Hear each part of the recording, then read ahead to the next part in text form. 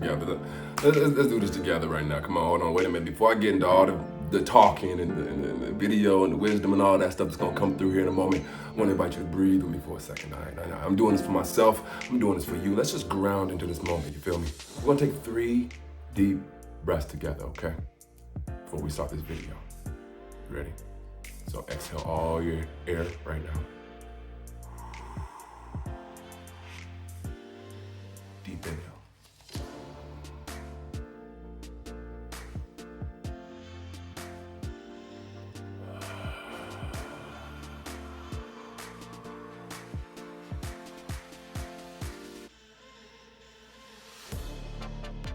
That's what.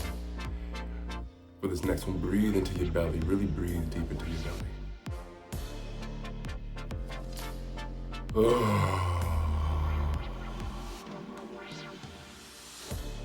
If you need to, sigh.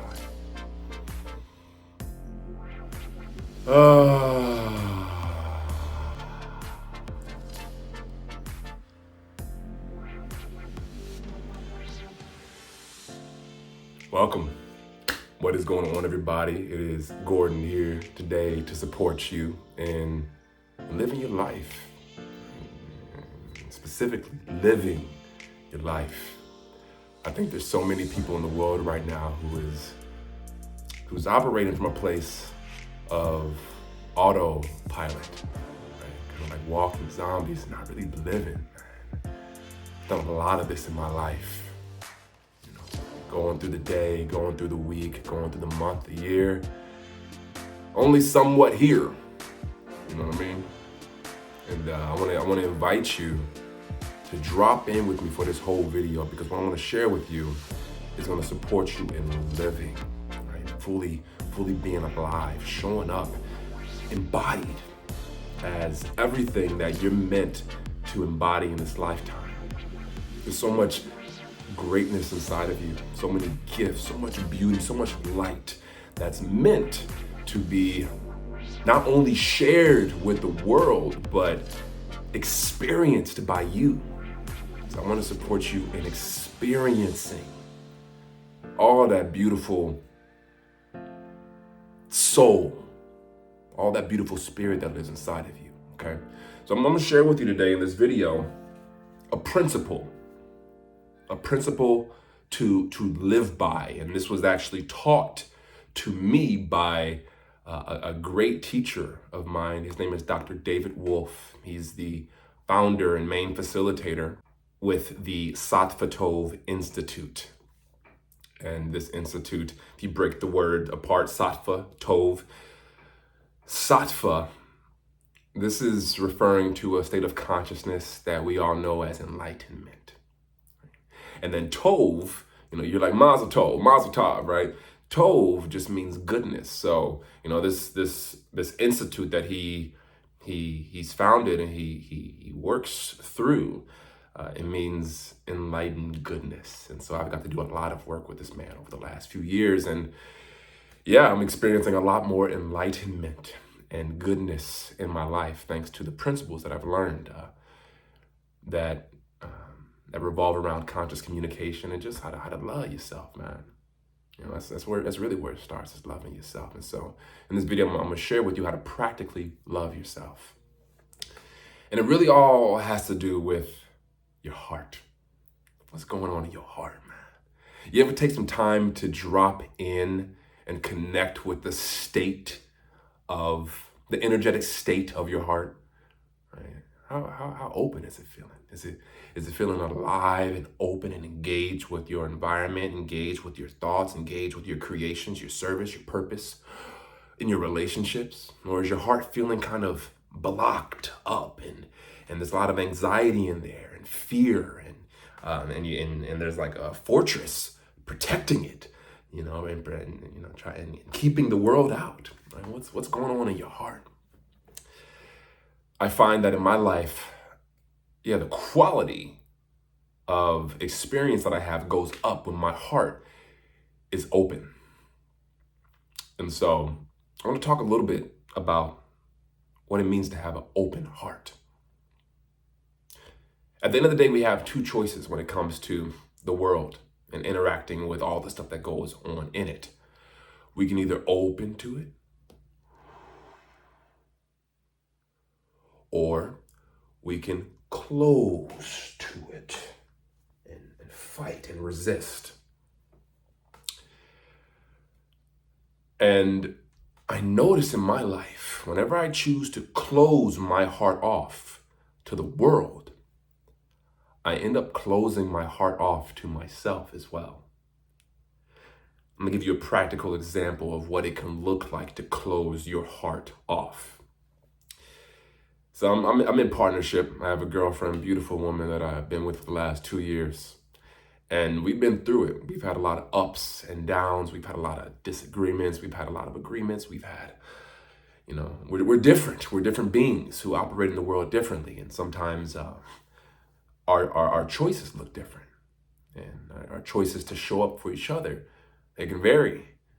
Sometimes I'm having a rough day and maybe I'm not there for her fully. Sometimes maybe she's having a rough day and she's not there for me. Or maybe she's having a rough day and some of that leaks out and she takes it out on me. Well, there's been times where that's happened, right? And as a response to some of the ways that she may show up in a relationship, I would close my heart off to protect because I'm sensitive, right? And it hurts sometimes to be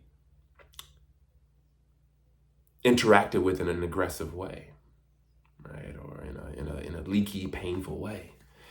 And so, maybe one day she'd be in her own world and she'd be going through something, and she, as an unconscious way of dealing with it, maybe she would resist me and pick fights or just act coldly towards me. And as a reaction to that, maybe I might close off. I'm like, oh, you want to act that way? Well, fine. I'm gonna distance myself from you, and I'm not gonna talk to you.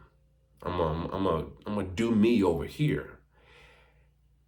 And in that, I would find my ability to still be loving and joyful with myself.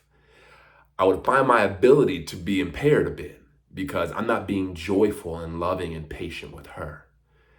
There's this phrase, how you do one thing in life is how you do everything. So when I would close myself off to her, I'd close myself off to me. And I would find my ability to be creative, my ability to dance with all the other things in life, I would find it to be impaired. So in that scenario, closing off to my girlfriend looked like me shutting down, distancing myself, and choosing not to be empathic and understanding for where she's at. And it would cost me. What it could look like to be open to her, what that could look like is it can look like, she like feeling into her world first and foremost, right?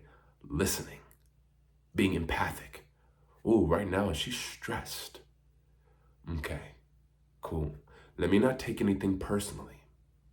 And if she's aggressive towards me and I feel disturbed by that, rather than running from my own disturbance, instead, I'll choose to experience my disturbance. Breathe it in. Feel it. Oh, it hurts. Being open to the pain as opposed to running and protecting from the pain, right? Absorbing the pain, feeling it, not lamenting it and not like resisting and suffering in it, but feeling the disturbance. Ooh, yeah, that doesn't feel good in my heart. After I let myself, so step one, I chose to be empathic and understanding. Step two, if there was disturbance inside of me, I chose to be with my disturbance. This is opening. Oh, yeah, okay. Once I'm open with my disturbance and I don't close in around it and I open up as it, I get access to everything else that I am besides the disturbance. And that disturbance just dissipates inside of the infinite ocean of consciousness that I am, right? I'm more than just disturbance. I'm also love and joy and patience and creativity. I'm a spirit. I'm a spirit soul having a human experience. So I have all that stuff inside of me. You do too. I'm using myself as a mirror right now for you to like relate with and understand what it means to be open and closed. But so rather than, boxing myself off and holding on to the disturbance and not experiencing it, I'm open to it. I feel it. Oh, I let it rip me apart. I let myself die to the disturbance. That's being open. And then I'm reborn in the openness. And I find myself able to, rather than fight her for where she's at and judge her for where she's at, I can just look at it with some love. I can look at it with love in my eyes. Be like, what's going on with you? What's up? Talk to me. Right? And she'll feel the vibe. Right? She'll feel the compassion, the energy, and know that it's safe. My energy could be a mirror to her and let her know, hey, look what you holding on to right now. You see all this love right here? And see how it's hard for you to receive it right now? Yeah, be in that for a moment. Right? And she'll see my energy, feel my energy, and be like, ooh, okay, this is what's going on with me. She'd open up, and then she'd open up. And then life would be smoother. The quality of communication that we would experience would be increased, right? And we wouldn't have to have a bad day because of a bad moment, a painful moment. You feel me? Right? So this is the difference between opening and closing, right? We can use COVID, for example, right? The world right now is experiencing a lot of fear and pain in relation to this disease, this sickness. And I found myself doing both, right? I ended up getting COVID at one point, and I found myself getting COVID when I closed off to the response that everybody was having to COVID, right? So I would see all this chaos and all this pain and all this fear, and I would close off to it. I would resist it. I would fight it. And by doing that, by closing off to the fear, I would actually end up holding on to the fear. I would box the fear into a room with myself by closing in on it. And then in that, I ended up creating COVID for myself. I ended up manifesting that experience because I closed in on it. So instead of doing that, what I could have done was I'm like, the world is experiencing some turmoil and confusion and resistance to disease right now. I'm going to be open with that. I'm not going to judge it. I'm not going to close off to it. I'm going to meet this reality in reality. I'm going to be open. Being open does not mean I can't say no. Being open does not mean I can't assert boundaries. Being open means there is nothing in this world that can cut me off from my heart. There's nothing in this world that can cause me to not experience my authentic experience, right? I'm still disturbed by the way the world is responding to COVID right now, but I allow myself to be open to my disturbance, and I breathe into it. I feel it. I don't fight it. I don't judge it. I don't say I shouldn't think this way. I shouldn't feel this way. I just allow what is to be, and in that, once again, the disturbance dissipates into the vast ocean of consciousness that I am. Are you picking up what I'm putting down right now? Right? Ultimately, what openness is this non-resistance. It's just taking life for what it is. It's just meeting life where it's at, meeting you where it's at, meeting others where they're at, and meeting it with full presence. And honoring what's bubbling up in you and honoring what's bubbling up out there. And just dying to it, metaphorically dying to it. And so this is the two choices we have always. You can either open to your experience or you can close off to it. And closing off cost, because you're an infinite being on a deeper level.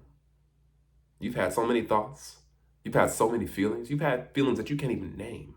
There's so much more to you than just this one experience, just this one happening, just this one circumstance in your life.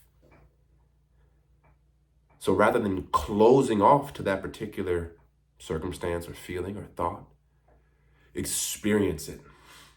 Experience it. So that you can recognize yourself as an infinite spectrum of experience. It's much more empowering. So to simplify this, I'm going to invite you to do this one thing. All right, ready? Experience your experience. This is a principle of conscious living. Experience your experience. Don't avoid your experience. Don't damn your experience or condemn your experience, but experience your experience. And also, don't do that for others. If someone's angry, let them be angry. No need to praise them or to reassure them or to try to fixate or provide solutions. Let them be in their anger. Support them in feeling their anger. Right? Sometimes when my girlfriend's upset, rather than me try to fix it or give her solutions, I reflect back to her what I'm seeing and hearing in her expression. Yeah, baby, I hear that you're angry right now. You're feeling really frustrated about this. In doing that, I support her in being open to her experience and experiencing her experience, which allows her to digest her experience, extract the wisdom from it, and move forward in life. Right? So it doesn't matter what it is in life, whether it's joy or pain. Experience your experience. Experience it fully. Don't run from it. There's nothing else to do with your experience. There's nothing else to do. That's what experience is. It's to be experienced.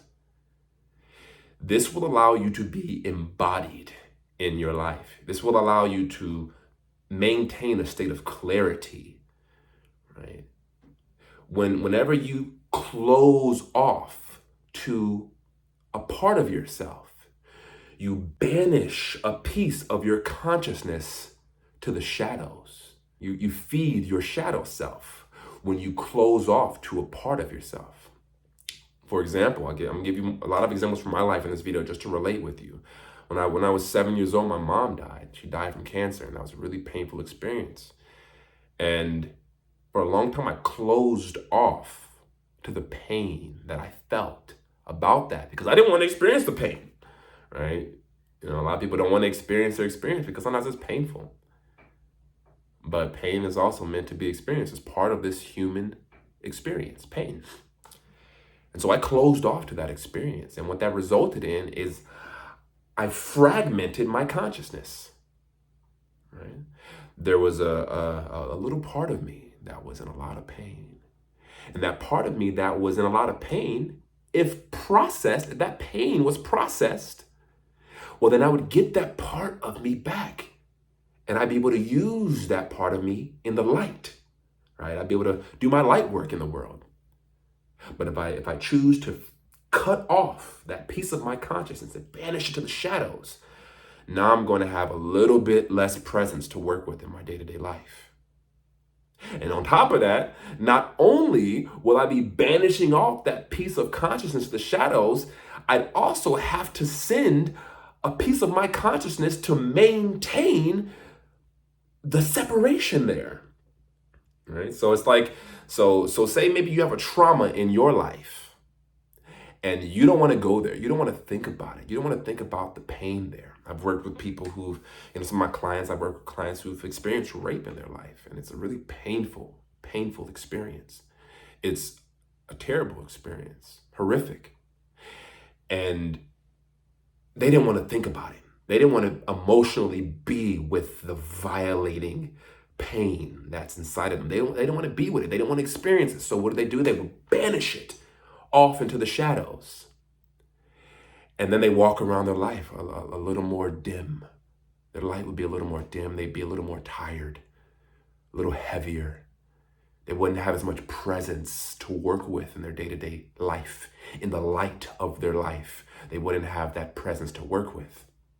And not only would that part of themselves be cut off, but then they'd create this thought form or this bodyguard inside of their head to see to it that they don't go there. Right? So now you have all this consciousness being wasted. And yeah, and you know, you'll go about your life split, disempowered, unable to show up fully as a creator. And you are a creator. You know, in the Bible it says we're made in the image and likeness of God, and God is a creator. We're made in the image and likeness. So yeah, you're a creator.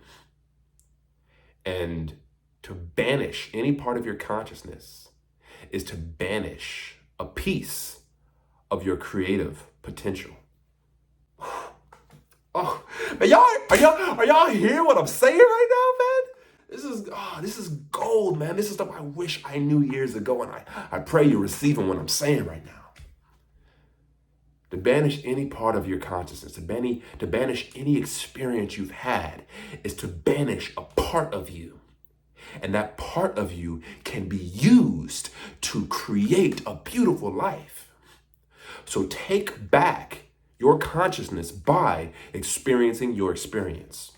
Now, here's the thing. You may need help doing that, right? I needed help doing that. I went through a lot of abuse growing up. My dad also, you know, with that pain, with his own childhood and with losing his wife to cancer, right? He drank, right? And me and him got into a lot of fights. He's sober nowadays. Thank God, bless him for doing his inner work. But, you know, we went through it. There's a lot of pain, a lot of things said, a lot of trauma was in my nervous system. And to experience that experience by myself, I don't know what I would have done. I probably would have broke down. I probably would have done something crazy. In fact, it may have been a gift that I fragmented my consciousness. I put it in the back seat for a while. And then I got help to unpack it. I received coaching.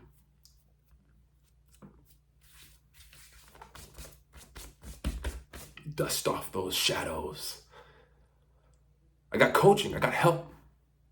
You know what I mean? And they helped me, and my coaches, Dr. David Wolf, he helped me experience my experience. He helped me experience my pain. He helped me open up to my pain and hold space for the little boy inside who was in pain. Right? To open up is to hold space for yourself. And you're a really big person. You're a really big consciousness. You're infinite. You're made in the image and likeness of the Creator. You're infinite. Your soul is. You can think so many thoughts. You ever have a day that goes by where it feels like you had an infinite amount of thoughts? You ever had a day where it feels like you just have an infinite amount of energy or an infinite amount of pain? You're an infinite being, man. You get so much to you, right? So to open up and give yourself space, like open up endlessly. Give yourself big space so you can experience the big power that lives inside of you, the big pain that lives inside of you, the big joy that lives inside of you, the big grief, the big sorrow, the big all of it. Open up, experience your experience so you can experience, so you can realize yourself as the infinitely powerful and beautiful spirit soul that you are. That's what I had to do in my life. Rather than closing off and running from and fighting my own pain, I chose to open up to it and hear everything those parts of myself had to say. I opened up and listened to all the pain that my little boy inside had to say. All the pain he had to express, all the tears he had to express, all the confusion and weakness he had to express, all the lostness. I had to open myself up to hear him, to receive him, and to heal him. I promise you, y'all, if you're able to do this for yourself in your life, you're going to see everything transform and change. And that's the medicine the world needs right now. right? We have, I mean, this is stuff that the world doesn't know, the world's ignorant to. And you can see that in the way everybody's responding to COVID and disease, right? You know, we're closing everything down, we're shutting everything down, we're blocking ourselves off, right? And that has a cost. Rather than fighting COVID and blocking it off, let's hold space for it and listen to what it has to say. What is COVID trying to tell us about our consciousness? Because we're creators. Let's not get it twisted. Let's not get lost in the identity of victim. We're not victims to COVID. We're creators of it. The moment we own that, we'll be able to listen and hear what COVID is trying to tell us. It's a mirror. Everything in this reality is a mirror. And COVID is mirroring back to us our fear, our pain, our reactive tendencies, right? Our inability to respect each other's decisions with each other's body. You got the world beginning to mandate vaccinations and saying you have to put this in your body. Otherwise, you're a bad person. Otherwise, you can't pump gas. There's some countries that it's going down like that right now. Right? You got to put this in your body or you can't get on a plane. Right? I don't care if you're healthy. You got to put this in your body. Makes no sense. Right? COVID's mirroring back to us our tendency to close, as opposed to remain open to the possibility of dying, open to the possibility of getting sick, and open to the possibility of meeting that sickness with the consciousness of health, vitality, and fearlessness. COVID's a mirror. Everything's a mirror. And rather than closing off to the reflection that life gives you, open up to it and see it, feel it, hear it. If you learn to do this, not just with COVID, but with yourself, if you learn to do this with your mama and with your daddy, with your loved ones, with your girlfriend, with your boyfriend, with nature, if you learn how to do this, open up to the reflection as opposed to fight and block off to the reflection, you'll get to see yourself. And you'll see yourself not in a state of illusion, but in a state of clarity, enlightenment, the enlightened good that you inherently are. You'll get to see yourself. And in the moment you see something, you can't unsee it. If I handed you a hammer and you've never seen a hammer before, you'd be looking at this thing like, damn, what do I do with this? You probably think, oh, well, maybe this is a doorstop and you use it to hold the door open. You don't know. You haven't seen the hammer for what it really is. So I could give you a reflection and say, no. This hammer could be used for the doorstop, but its main function is to build beautiful things. You can repair things and build things with this hammer. And once you see the hammer for that, you then can use the hammer in that way. The same thing applies for your consciousness, for who you truly are. Once you see yourself for who you truly are, you can then begin to use yourself. You then can begin to show up purposefully and with prime functionality. And that prime functionality is creation. You're made in the image and likeness of the Creator. That's your prime functionality, to create. Make sure I got no boogers in my nose, man. Sometimes I be making videos, y'all, and I make the whole video and then I watch it back and I realize I had a booger in my nose the whole time. Make sure I'm good. Cool, I'm good. I ain't got no eye boogers, you know, because I want to be presentable in my videos, you know what I'm saying? I don't want to be looking dirty. My shirt clean. We good. I've been working out too, y'all. I'm getting back on track. So that's this is a long video, man, but this is just such medicine, this information. I pray that you stuck around this whole time to receive it all. If you apply this to your life, it'll change your life. You know, in summary, with this video, what I'm inviting you to do is to experience your experience fully. Close off to nothing. And if you find yourself closing off, don't judge yourself, but be open to the fact that you're closing off, right? And feel the closure of your heart. Everybody want to open up their third eye, and that's wonderful, but man, it ain't got nothing on opening up your heart, right? Because look at this. I ain't done. I'm going to keep this video going. I ain't done yet. I got more to say. Look, the heart, man. This is the center point for your higher self and your lower self.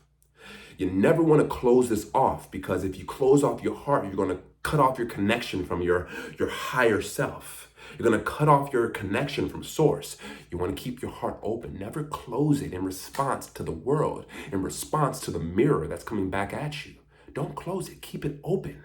That way, your higher self and your lower self can communicate, right? If you look at the chakra system, you have 3 on this end, 3 on the lower end, and then the heart chakra is the one in the middle, bridging the 2 worlds.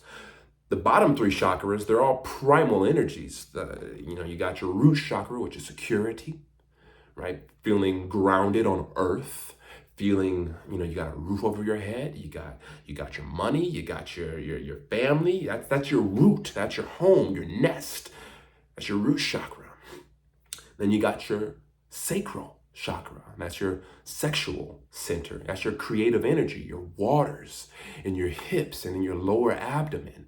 That's where all the creative juices are flowing, right? Men, your sexual sacred energy, it flows in between your sacral and your root chakra, and that energy is so powerful that if you release it into a woman, it can make a whole human being, who can then go on to make infinite amounts of human beings, who also can make civilizations. There is infinite creative potential in your sacral, in your seed, in your balls. And women, in your sacral chakra, in your sexual energy, you can receive that seed and you can grow. You can create a whole life inside of you. So powerful, right? This is our, these lower centers. This is what our creative potential manifested on earth. Then you have your willpower in your solar plexus, right? And this is also like where you eat, where your food is digesting, right? If you overeat, then you find your willpower kind of going down. You'll get the itis, right? But this is your power center. This is your willpower. This is where your strength comes from. Right? If you're able to work out and develop a really strong core, all your other exercises are going to increase because your core is strong. So that's your core, your willpower. Then you have your heart, which bridges all of those things with the higher stuff, the power of the voice, ether. You can command sound. You can speak things into existence. In the beginning, there was the word. This is a godly power that you have to speak, to use your voice. It can bring about so much change in the world. So much change in the world, your voice. Right? Then you have your third eye. This is your inner eye. This is the eye you use when you dream at night. Your eyes aren't open, but this eye opens up when you go to sleep, and you're experiencing colors and meeting people, and this is a portal to other worlds. Right? This is the portal into intuition. You can see things that you can't see with your 2 eyes. They say it's your third eye, but really it's your first eye. Right? The imagery, you get to see. I can imagine anything and will it into existence with the symbiosis of all these other centers, right? This is where you lock onto a vision. And then you have your crown. Put your crown on, folks. Put your crown on. This is your royalty. This is your divine inheritance. This is your connection to God, right? And we connect to God through all these other centers, but this is where we receive heavenly revelation, right? Where concepts that are bigger than us are downloaded into our being.